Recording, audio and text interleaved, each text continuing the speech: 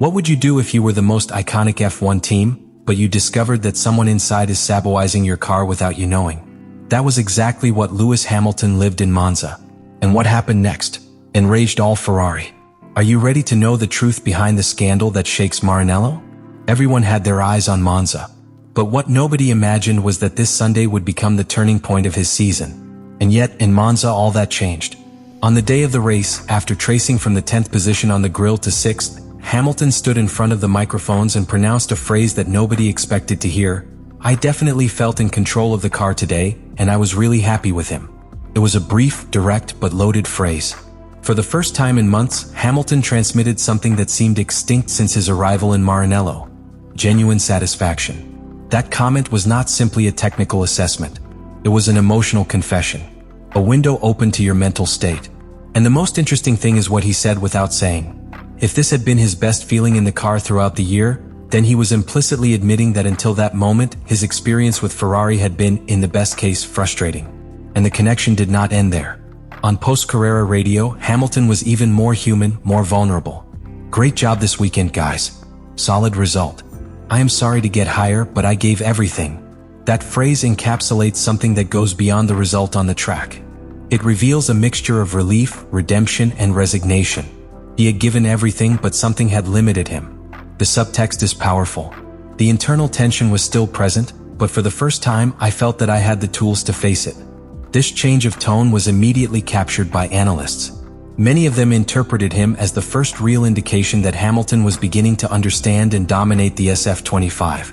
The British pilot had begun to modify his style, adapting to the most aggressive approach required by Ferrari's chassis. In the curves, especially in high speed, began to release the accelerator before and stop softer, copying the style that Charles Leclerc had developed in previous years. It was a painful, slow adaptation, but that finally began to perform fruits. What Monza showed us was not just a decent Hamilton career. It was the first visible chapter of a silent transformation, a technical and personal metamorphosis. Instead of imposing his style, Hamilton decided to understand the car. Instead of forcing SF25 to be a Mercedes, he chose to become a Ferrari pilot.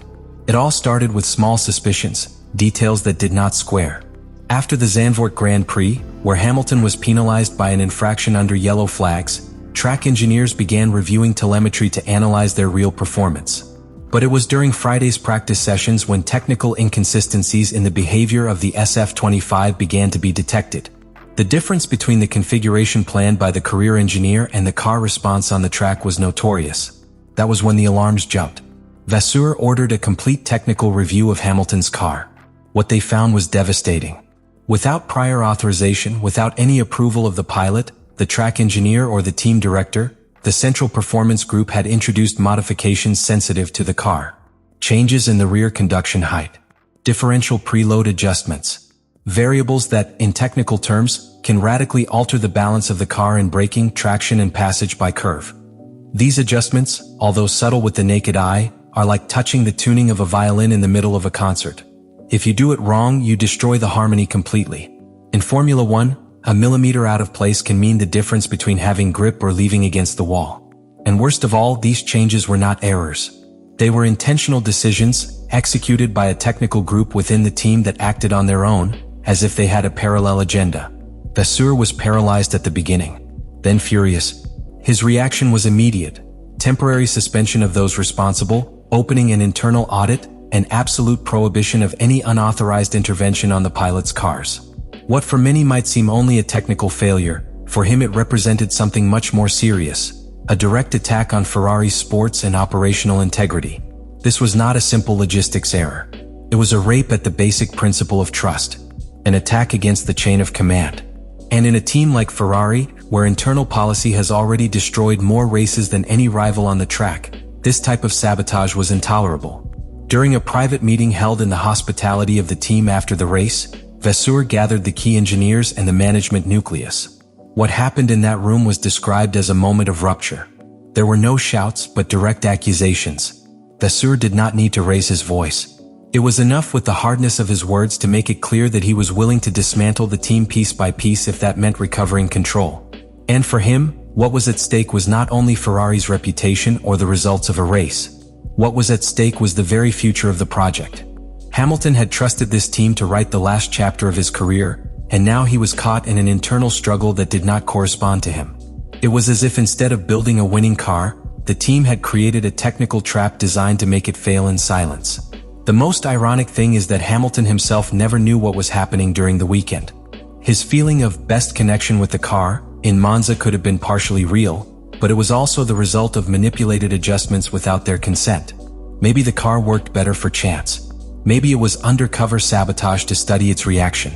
No one knows it for sure, but the damage is already done. The only clear thing is that Monza exposed a brutal truth.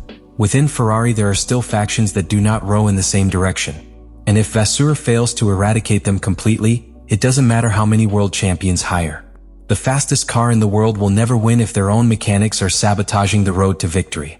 The great irony is that Hamilton arrived in Maranello in search of a glorious closure to his career. But it could end up becoming, without having planned, the trigger for an internal purge.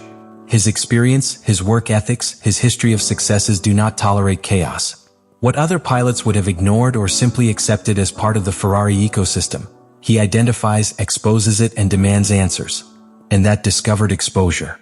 Because it is not just about adjusting screws or calibrating sensors. It's about changing mentalities, to break decades of institutional informality, to demand that the oldest team of Formula One act with the standards of modern champions. The Monza Grand Prix left an open wound in Ferrari. It was not simply another race in the calendar. It was an uncomfortable mirror that reflected the internal fractures of a team that, although it has been chasing glory for decades, remains caught in the shadows of its own past.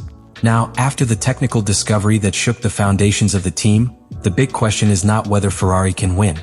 The real question is whether Ferrari can heal.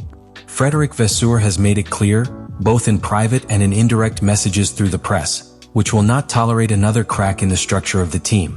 Its management has been marked from the first day by a promise of absolute professionalization, a vision that sought to eradicate the institutional chaos that for years has devoured from within to the Scuderia. But after Monza, he faces his greatest challenge: clean Ferrari from the inside without destroying his spirit. And this is not easy. Ferrari's internal structure is one of the most complex and hierarchical of F1. From chief engineers to performance and aerodynamic departments, through the political power of Maranello, the team does not respond only to Vasseur. Respond to multiple interests. Some aligned with sports success, others with more opaque agendas fed by egos, national pressures, and fear of change. This toxic ecosystem has already devoured talents before. From pilots like Fernando Alonso, who left tired of instability, to figures like Mattia Binotto, who fell victim of a structure that does not know how to handle failures. Vasseur now has the opportunity and obligation to change that paradigm. In parallel, Lewis Hamilton's figure becomes even more central. His role is no longer just that of an elite pilot. It is that of a cultural catalyst. His experience in Mercedes, where he helped build a dynasty based on technical stability and internal meritocracy, can serve as a model for what Ferrari must aspire to be. But this will only be possible if Hamilton does not become the next victim of the system. Monza showed that Hamilton is willing to get involved at a deeper level. He is no longer only a performer, but a leader willing to face, even when things go wrong. His serenity in the middle of the storm, his ability to send encrypted messages in interviews and radios, and his loyalty towards track engineers who do respect sports ethics, give him a moral authority that could be key to transforming the internal culture of the equipment. For its part, Frédéric Vasseur faces the greatest challenge of its management. It is no longer just about finding tenths on the track. It's about eradicating toxic habits, of redefining what it means to be part of Ferrari, of transforming the culture of the most often of the planet into a modern, cohesive, ethical institution. And to achieve this, you will have to make difficult, unpopular, and probably painful decisions. But this scandal also opens a door, because crises, when they face courage, can become real change catalysts. Ferrari has the opportunity to be reborn, not only as a competitive force, but as a reference for professionalism within the paddock. And in that process, the union between Vasseur and Hamilton could be the axis on which a new era is built. The question that remains is as powerful as disturbing. Will Ferrari allow the truth to transform its future? Or will once again let internal intrigues sabote their own ambitions? And you, what do you think will happen now? Are we facing the beginning of a silent revolution in Maranello, or only before another episode more than one cyclical tragedy that Ferrari does not know how to stop? Do you think Hamilton can stand firm in this environment without losing what makes it different?